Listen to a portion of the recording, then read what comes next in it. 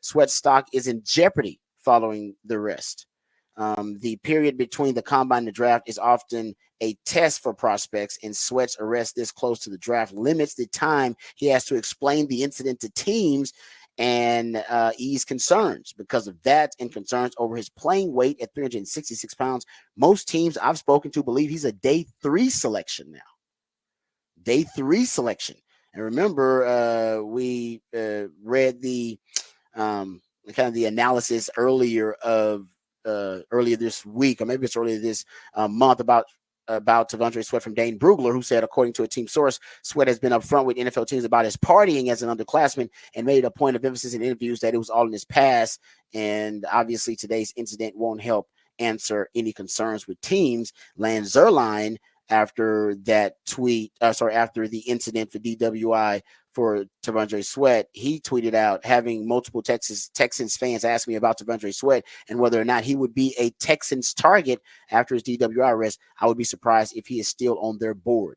I mean, never say never, but I'm not sure the Texans want to disrupt momentum with a player they may not be able to trust. That is just a guess. So just based on some of the analysts out there, they believe his stock is dropping. Now he's becoming a day 3 guy. If that is the case, he might be the best damn value you can get on day 3, period. As a guy that at one point was considered by some to be a potential first round pick. Remember, Jim Nagy of the Senior Bowl said he shouldn't get out of the first round. Now, physically, that may be the case, but if you start looking at now some of the other concerns, the weight issue, remember, he gained a pound when he went from the combine to pro. He gained a pound.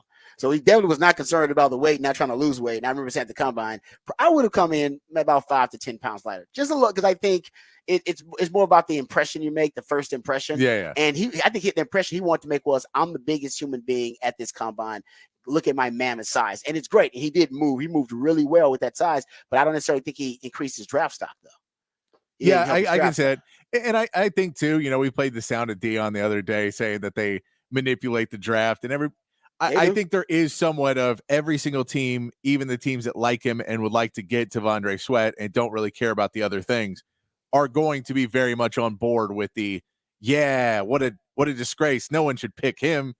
No one should ever pick him, and then try and get him a round later or 2 rounds later than you could have got him in the first place. No doubt. I think there's plenty of teams. So it we'll see on draft day, but he's definitely one that we won't know until draft day how much somebody's willing to take a shot on him and go early. Mm-hmm. But I think, if you see a run on defensive tackles at a point, then I have no doubt that he'll go at that point, because if you see them start to go with interior D line at any point and you start to get to 2 or 3 picks below where he was going to be, then someone's going to swoop in and grab him, just because you can't allow that kind of talent to disappear solely on the fact that you're a little bit worried about something that may have been a isolated incident. No, I'm with you on that too. I think he'll be the steal of day 3 if he ends up dropping all the way to day 3. Keep in mind though, for T'Vondre, so I will say this, because I've been on the bandwagon that the defensive tackle position is now a premium position. Now I'm not the only one saying that, and based on the contracts that have been given out, half of the highest paid defenders in the NFL the last 2 years have actually been NFL interior defensive linemen, defensive tackles, guys that can be force run stoppers, but also be elite pass rushers when they need to. T'Vondre Sweat has that ability. Will that come to fruition? I don't know. But my guess is just a random guess analytically. He'll be drafted into the AFC East or the AFC North. And the reason I say is because in the AFC East and AFC North, teams run more power in gap concepts than they run in other divisions in the NFL. And when you're talking about zone blocking, zone concepts, you're just trying to get defenders on their skates. You're running sideline to sideline, trying to stress and stretch the defense, right?